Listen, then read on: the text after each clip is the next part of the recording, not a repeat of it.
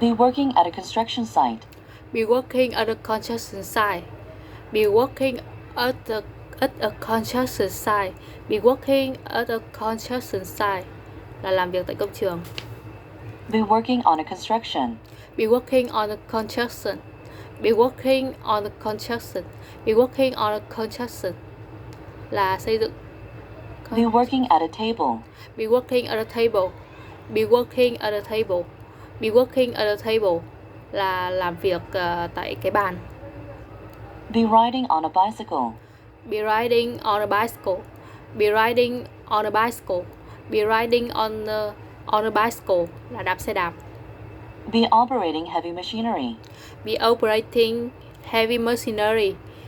Be operating heavy machinery. Be operating heavy machinery là điều vận hành một cái máy móc nặng. Be working at a table. Be riding on a bicycle. Be operating heavy machinery. Be inspecting the motor of the car. Be inspecting the motor of the car. Be inspecting the motor of the car. Be inspecting the motor of the car là kiểm tra cái máy móc ở trong cái ô tô. Be building a rock wall. Be building a rock wall. Be building a rock wall. Be building a rock wall là xây cái bức tường bằng đá. Be laying bricks. Be laying bricks. Be laying bricks. Be laying bricks là đặt những cái viên gạch. Be painting a window frame. Be painting a window frame. Be painting a window frame. Be painting a window frame là sơn cái khung cửa sổ. Be using a shovel to dig a hole.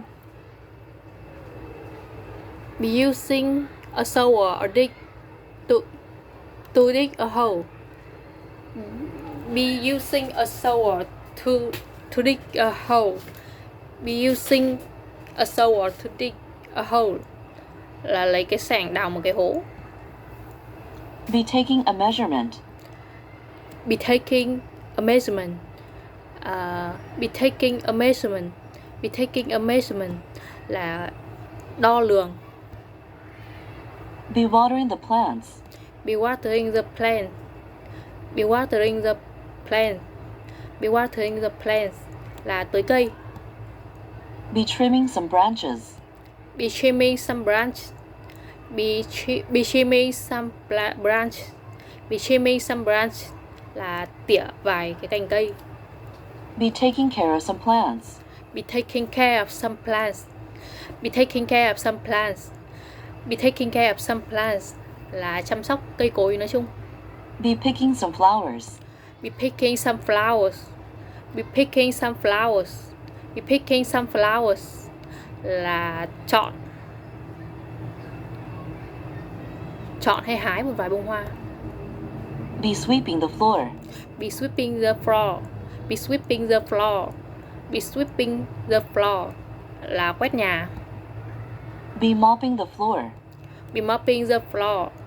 Be mopping the floor. Be mopping the floor lau nhà. Be raking leaves on the ground. Be raking leaves on the ground. Be raking leaves on the ground. Be raking leaves on the ground là cào cái đám lá ở trên mặt đất. Be cutting grass in a pasture. Be cutting grass in a pasture. Be cutting grass in a pasture. Be cutting grass on the pasture là cắt cỏ. Pasture cắt cỏ trên cái cánh đồng. Be pushing an empty cart. Be pushing an empty cart. Be pushing an empty cart. Be pushing an empty cart là bỏ hàng vào cái xe đẩy hàng đang trống. Be climbing up the ladder. Be climbing up the ladder. Be climbing up the ladder. Be climbing up the ladder là trèo lên cái thang dựa, trèo lên cái thang.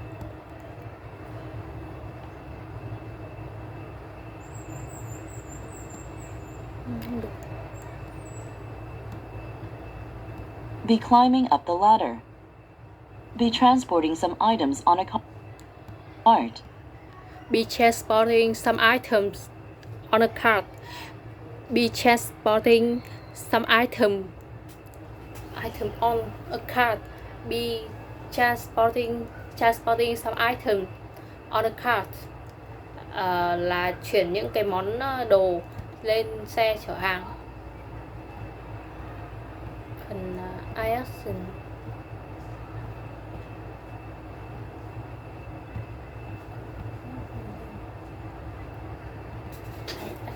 Action. Be looking at merchandise on display. Be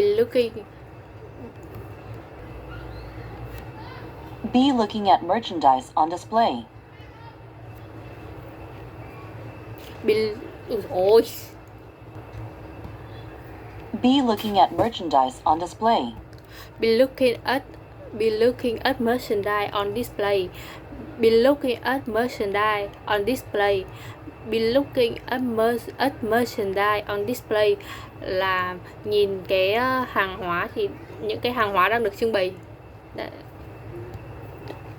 Be looking in a drawer. Be looking in a drawer. Be looking in a drawer.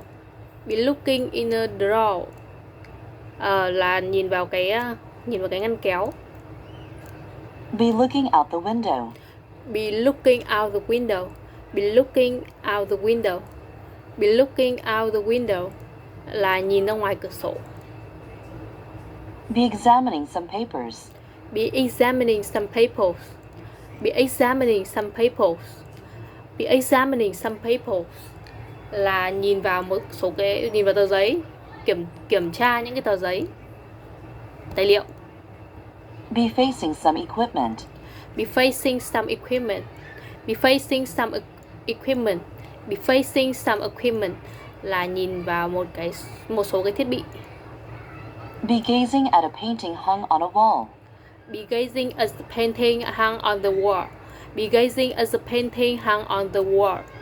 Be gazing at the painting hung on the wall là chăm chú nhìn vào cái bức tranh ở trên tường. Be gazing out at the scenery. Be gazing out at the scenery.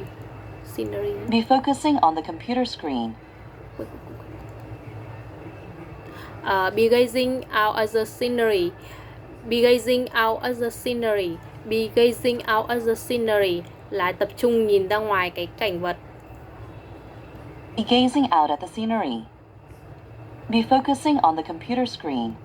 Be focusing on the computer screen. Be focusing on the computer screen. Be focusing on the computer screen là tập trung nhìn vào cái màn hình máy tính.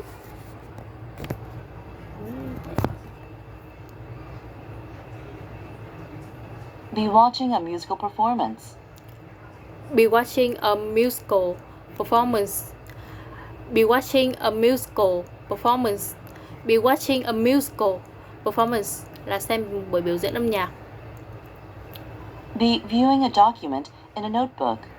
Be viewing a document in a notebook. Be viewing a document in a notebook. Be viewing a document in a notebook